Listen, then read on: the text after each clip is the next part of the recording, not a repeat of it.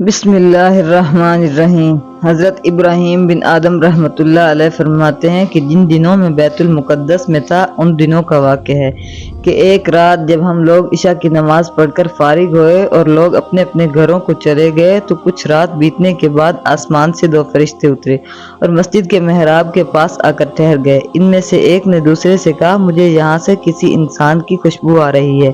دوسرے نے کہا کہ ہاں، یہ ابراہیم بن آدم ہے۔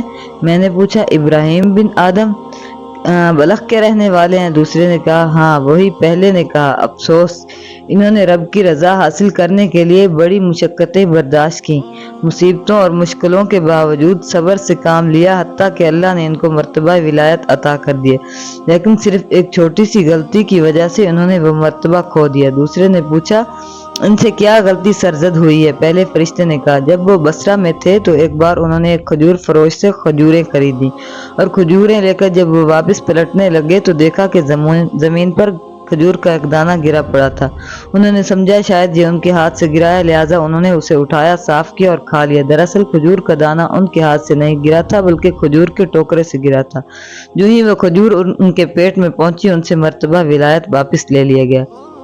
حضرت ابراہیم بن آدم نے مسجد کے دروازے کی اور سے جب ان کی یہ باتیں سنی تو روتے ہوئے مسجد سے باہر نکلے اور اس پریشانی اور بے چینی کے عالم میں بیت المقدس سے بصرہ کی طرف روانہ ہو گئے۔ وہاں جا کر ایک کھجور فروش سے کھجوریں خریدی اور پھر اس کھجور فروش کے پاس گئے جس سے پہلے کھجوریں خریدی تھی، اسے کھجور واپس کی اور ساتھ ہی سارا واقعہ بیان کیا۔ آخر میں اس سے معافی بھی مانگی کہ غلطی سے تمہاری ایک کھجور کھا لی تھی، لہٰذا مجھے معاف کر دینا۔ اس کھجور فروش نے اسے کھلے دل سے معاف کر دیا اور پھر رو پڑا کہ حضرت کو ایک کھجور کی وجہ سے اتنی پریشانی کا سامنا کرنا پڑا۔ مختصر یہ کہ حضرت ابراہیم بن آدم بصرہ سے پھر بیت المقدس روانہ ہو گئے اور بیت المقدس پہنچ کر رات کے وقت اس مسجد میں جا کر بیٹھ گئے۔ جب رات کافی بیت گئی تو آپ نے دیکھا کہ دو فرشتے آسمان سے اترے۔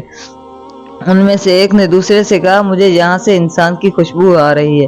دوسرے نے کہا کہ ہاں، یہاں ابراہیم بن آدم موجود ہیں جو ولایت کے مرتبے سے گر گئے تھے، لیکن اب اللہ تعالیٰ نے انہیں اپنے فضل و کرم کے صدقے پھر وہی مقام و مرتبہ عطا فرما دیا۔ کبھی سوچا ہے کہ ہم نے انجانے میں اور جان بوجھ کر لوگوں کا کتنا حق کھا جاتے ہیں اور اس بات کی پرواہ ہی نہیں کرتے کہ روز محشر اس کا حساب دینا پڑے گا۔